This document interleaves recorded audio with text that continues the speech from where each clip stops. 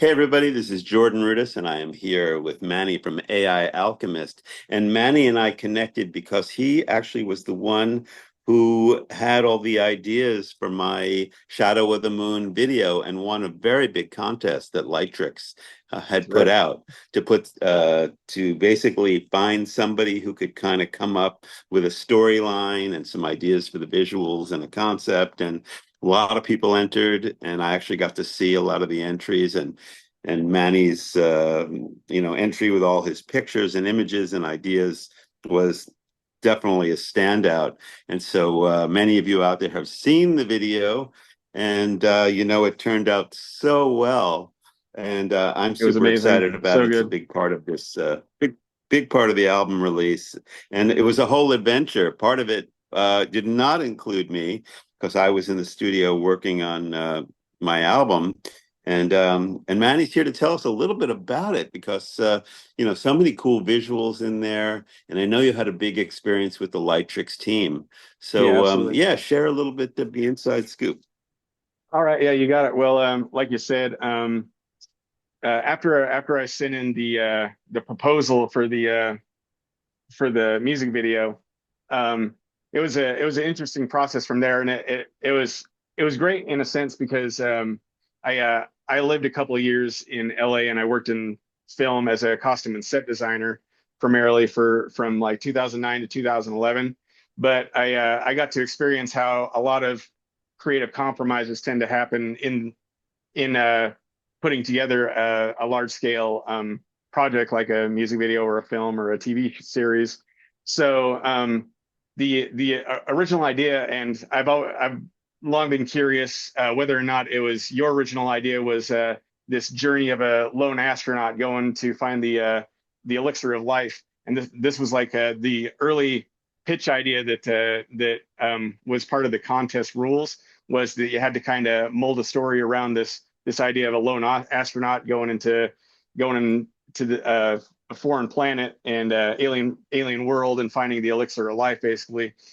So the original idea, I molded around that with a bunch of visuals that I did with Dolly 3, and then I even put together a video that was about a minute long that kind of roughly hit all the significant beats of the story through Pika art, and that ended up winning, which is fantastic. And that got us to the next level where I started talking to the Lightricks team and the director guy. And the funniest thing, because when I was looking through the original idea and through my proposal, the thing that I told to myself is like, for the budget they're looking at, this is pretty ambitious. And it's the same thing the guy told me is like, that's very ambitious. So me and Guy talked two or three times over some pretty good conversations, and we actually together, and that's what I love about filmmaking is the creative collaboration. Like the story morphed into more of a metaphorical story of the two astronauts, lovers going through the journey of life, and it's very much a journey into unknown worlds is a metaphor for the journey of life, and that's where we ended up with the story. So it morphed into something that originally wasn't, but I think because of creative collaboration and because of uh, being able to work with so many great creatives on a collaborative effort like this, like it became something much better than I think it would have been originally. And I love how everything turned out. It's just amazing. It's such a great experience. And like I said, That's I loved being back on the film set. Like it was it was really energizing for me. It was so awesome.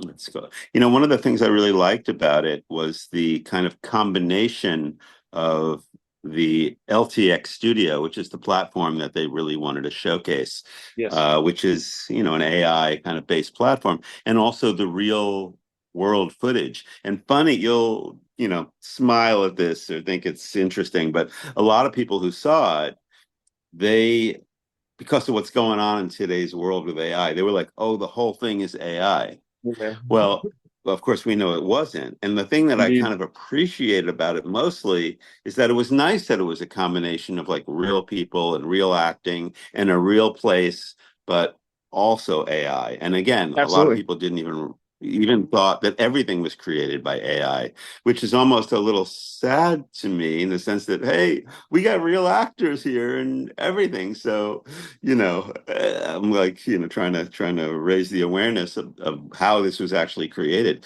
But that balance, I think, is really, really interesting. And you probably understand that balance and what they went for how the AI was used in a way that most people wouldn't. So maybe you can Yes, tell absolutely. me and tell all of the people watching how they balanced that and where they used the AI and in what way Yeah. and, just how that worked. Well, I think to go with that, it would be useful to start at kind of the whole process of filming. So the filming was entirely done in Belgrade, Serbia, over 3 days. But those 3 days, each day was for a single project out of the three winners. There was a commercial, there was a short film, and then there was your music video. And so the first and second day were the short film and the commercial. And then only one day was reserved for shooting the music video. And out of all the people that I talked to, we're talking about industry professionals all coming together on this project. Like this was a serious effort by a serious creators. Um, nobody could remember a time that they ever did. I think we did four location moves in one day, one single day, four location moves, and we're talking like an hour or so apart for some of them. It was an amazing endeavor. It started at a mansion that was like the former governor's, probably 50, 60 years ago of Belgrade. It's now reserved as a venue for film shoots. So it started there early in the day. Then it went to the kind of there's a hilltop that had that very alien looking structure. It looks kind of like a Mayan temple, and that's Belgrade's kind of version of the Tomb of the Unknown Soldier. That's where we did the second location. Oh, That wow. was about an hour away from the mansion, and then there was a tower that looked kind of like the Space Needle, but bigger. That we went and did it as the third location. That was just around down the street from the Tomb of the Unknown Soldier location, and then from there we went to a volume stage, and one of those big 180 volume stages that they use in um, Marvel movies and a lot of the really heavily CGI'd movies these days. That was incredible. I'd never been on a volume stage before, so that was wild to get to see that in action in real time. But given that all these things were done at such breakneck speed, the planning of this whole project was 3 weeks long as well. Like from the winners being chosen to us being in Serbia, it was like a 3 week turnaround. It was Mhm. insane. So what I think the biggest significant aspect that the AI helped us leverage was filling in the gaps of the the music video where maybe we didn't have the entire story fully fleshed out, fully storyboarded. We got in there, we got as many shots as we could in like 14 hours, and then the LTX Studio generations were able to fill in the gaps where there needed to be, other parts of the story to be told. So Yeah. I think especially when you're working with a guerrilla crew that you have a very small window, you're working on a low budget. This really fills in a lot of the holes that you might have in your creative process and empowers creators to do far more with far less.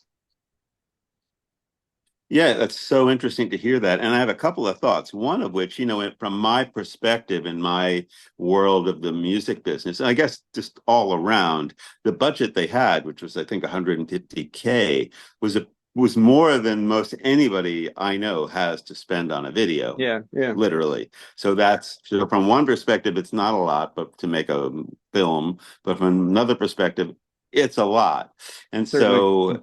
so what is interesting to me is that in this case, there was one perspective going into it where the AI could be used, or the LTX Studio in this case, let's shout it out for what it is, would be Amen. used to kind of like fill in the gaps where there maybe wasn't Yes, enough time to do what you wanted to do, and you're using the AI and the technology to kind of like just fill that in. But thing that I love about technology, and I think it was used in this way as well, is that you can do different things. You can be creative in other ways. It opens up other doors. It's not just, okay, well, we don't have enough time or budget to do this shot, so we'll just use this and it'll kind of be okay.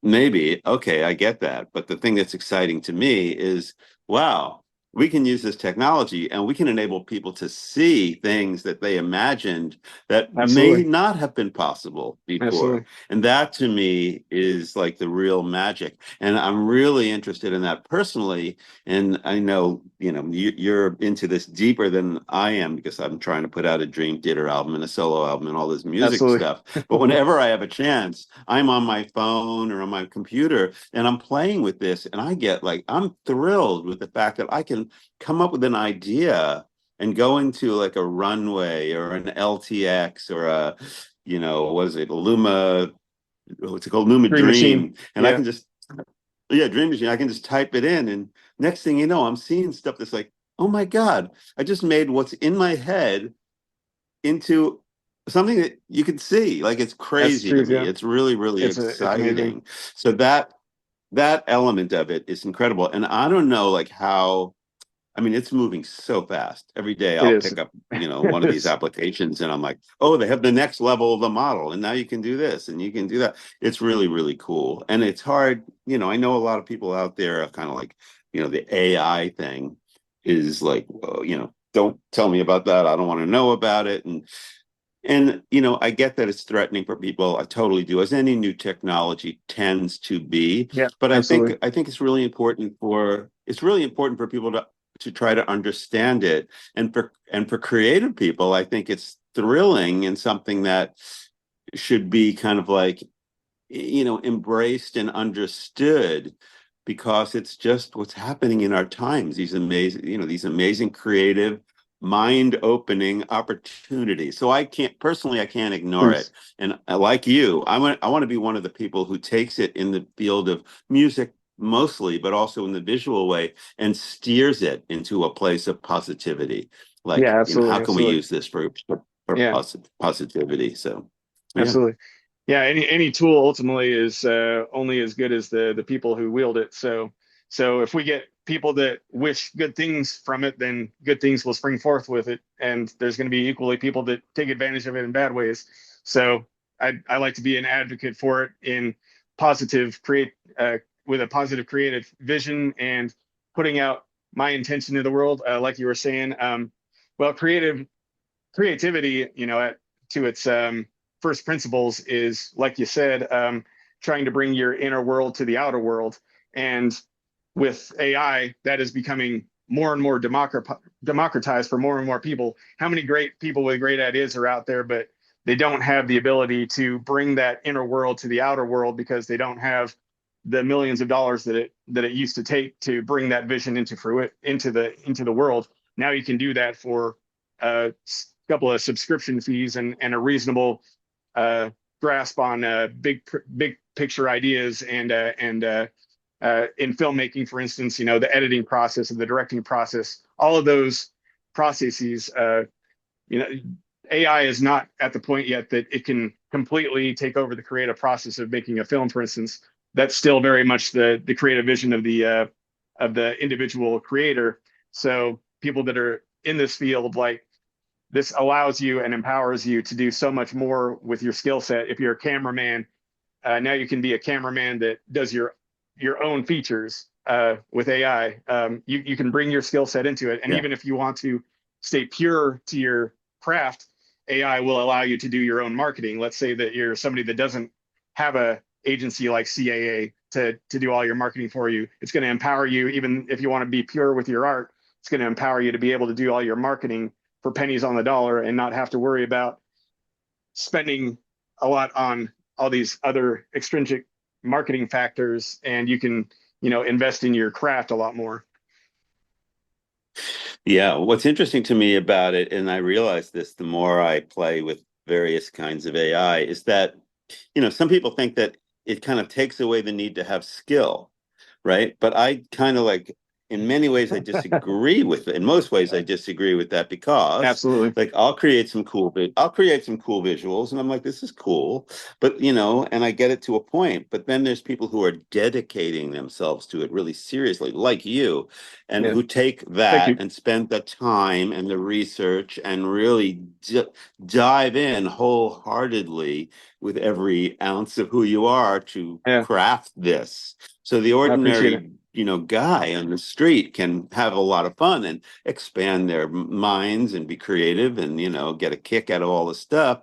But to really create something that has true meaning, you still have to develop a real skill and you have to know the Yeah. tools and know how to use the application. It's a different kind of a thing, which leads me to like the music side of stuff, which like, let's talk for a minute about that. Like there's some very threatening music applications out there that are can be extremely fun as well, and I have a perspective about that and I want to share that with you and everybody else. Absolutely. Things like Suno or Udio, these companies that are offering some really, really kind of, in many ways, very cool services, which for those who don't know, you can basically go into the Suno application and you can type in a prompt. You can say, I want to write a song for my wife's birthday.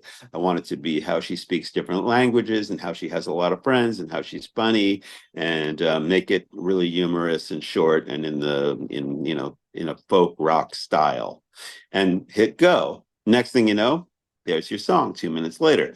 Well, amazing. I send it to, my wife and she smiles and she goes, oh, that's amazing. Like, how did you do that? Or they don't even think about that. They just get a song in the mail. Yeah. And all of a sudden you have this person who gets the joy of creating music, simply, but creating something. And the person on the receiving end who gets this thing with all the lyrics and everything that could be actually pretty darn good. Yeah. So Absolutely. that's an interesting thing. Of course, a lot of people out there who are, my fans, followers, just watching say, oh, but what about the rights of the composers and blah, blah, blah, blah, blah. All that is extremely valid. And that all needs to be worked out properly and with great respect. And there's a lot of discussion about how AI actually takes in that information and how it's maybe different than just like somebody who would just rip off, a Yeah. series of chords or something like that. There's Certainly. a lot to be said about that, and anybody who's interested can do that research and really find out how the computer really learns, kind of like a human being, and puts it together. So that's a whole legal thing, and it's a concern, and I Yeah. respect that, and it needs to be worked out. On a creative level, though, and the future, I think that something like that, where you can type in a prompt and just make a song, I mean, that to me is cool, but it's very, very surfacey.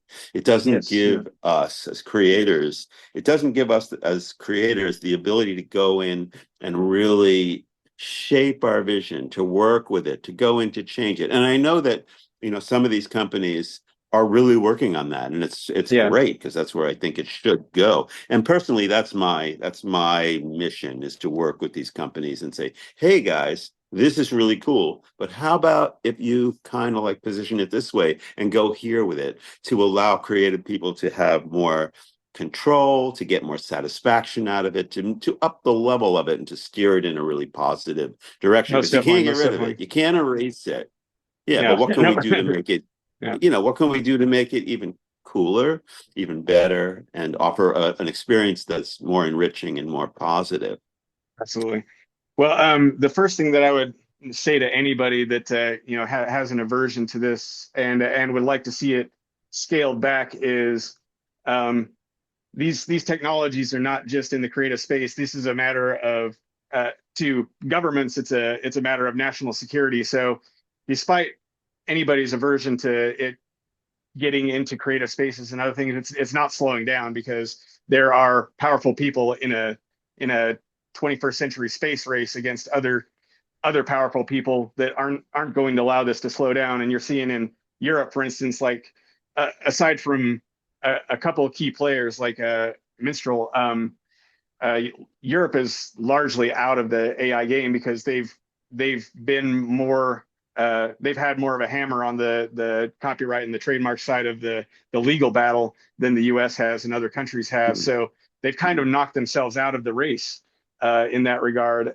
So with, it's an unfortunate consequence of the larger players in the space. Like if they're gonna have to choose between siding with national security interests and the individual creator, unfortunately, they're not going to be siding with the individual creators in this country, as far as I'm concerned. So people that are creative and have an aversion to it, it's time for you to, at least, maybe you think it's your enemy, know your enemy, just like any tactician should do, worth their salt. You need to know your enemy. You need to know how to use it. You need to know how to utilize it. And maybe you don't use it in your creative process. Use it in marketing.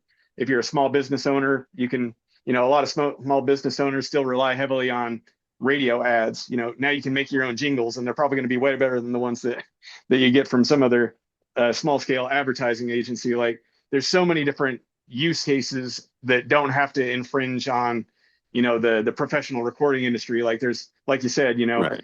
doing birthday jingles that you send to a friend on their birthday, and it really lights them up because it's so personalized, but it was also so relatively effortless for the person to put it together. Like, those small gestures like really brighten people's day, and now you're empowered to do that and do creative things that you were never able to before.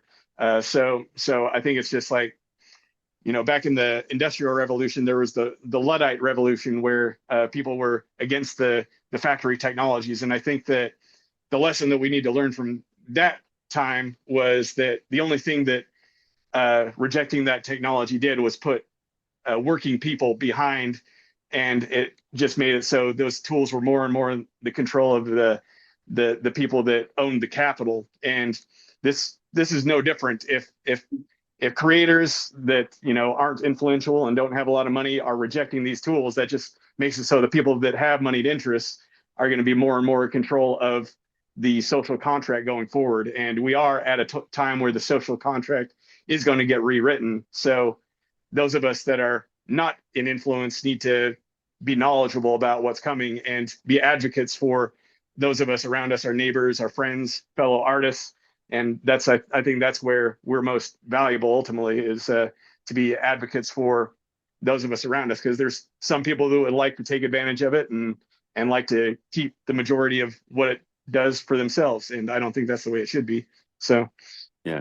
Yeah. No, it's amazing that all the perspectives of it and all the information that people don't know about what's going on. And, yes. just to, as a kind of a simple thing to point out, a lot of what's happening in the music space is turning to AI, but musicians who possibly are against the whole concept are using it without knowing that's what it is.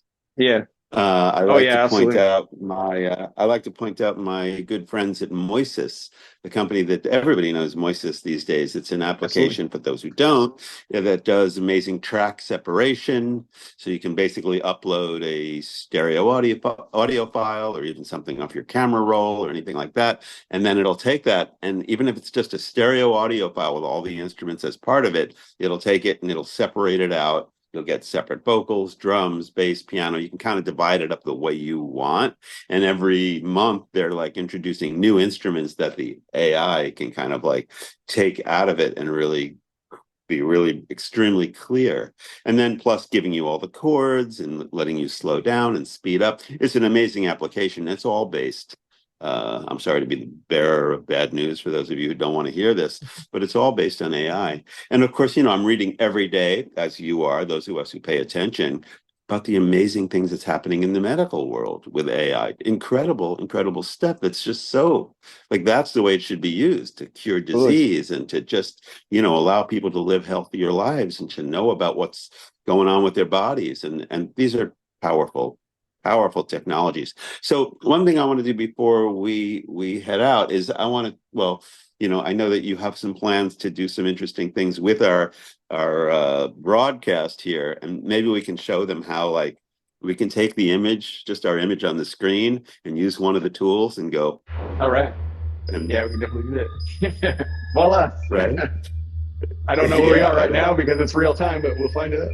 We're going to find out where we just went to. Yeah, that's right. But yeah, and just the idea that I said before is we can go anywhere, things that you wouldn't even expect to see. Like Here that. Here we are. The air is clean up here, I'll tell you that much. You've I got a can see plan. You're clearly developing now. a I can plan. see clearly now. The rain is gone. Yeah, so many amazing things, and like, maybe let's allow you who you've been experimenting with all these tools, just to say a couple of your favorites, the ones Oh that, yeah, if you're absolutely, out there and you want absolutely. to check out some of the cool things that you can do, like check out, Oh man, whatever. there's too many to even highlight, but The top the ones that go-tos. I yeah. So my short films are on YouTube under bite-sized stories.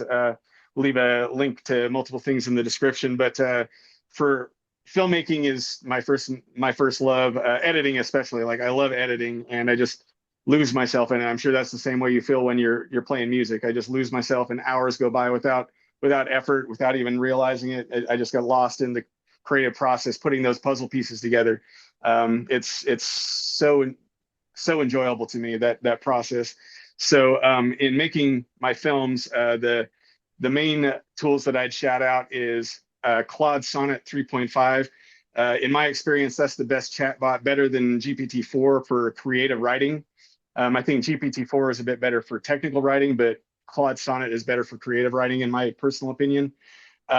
Kling, the Chinese video generator, it does almost as good of video generations as Runway 3 does, but at a significantly lower cost for inference for each generation. It's like one third the cost, I think, of a Runway generation, and it's almost as good. Runway's got a little edge, but the cost is hard to justify for me on my budget. But Kling is amazing. I probably use Kling like 80% of the scenes that I make for my films is Kling. Udio has been fantastic for making film scores. That's what I use for Mm-hmm. the orchestral scores in my films, and it can do just about any genre. I'm gonna plan on doing some stuff with like synth style music in the future. I'm gonna do like um, Metropolis, a remake of the silent film Metropolis, but do it in a steampunk style. So it'll have like Not the synthwave Dream style Theater, music in there. not the Dream Theater Metropolis. Hey, I might have to integrate some of that. I might have to integrate some of that.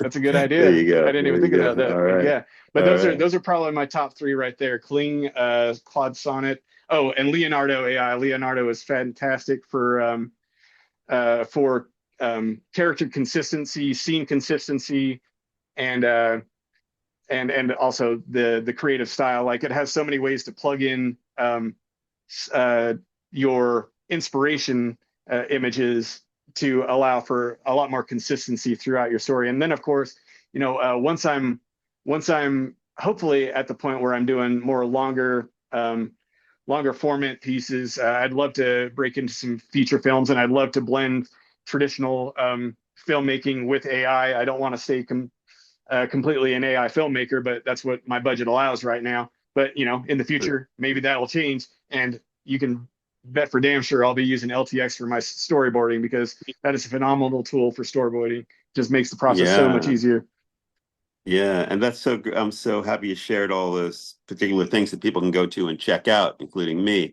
But I will say that I've really been enjoying some of the new features of LTX, because Yes, it's amen. still in beta, and if they're doing it like that and releasing all those things, then this thing is, give it another year or whatever, and probably do everything.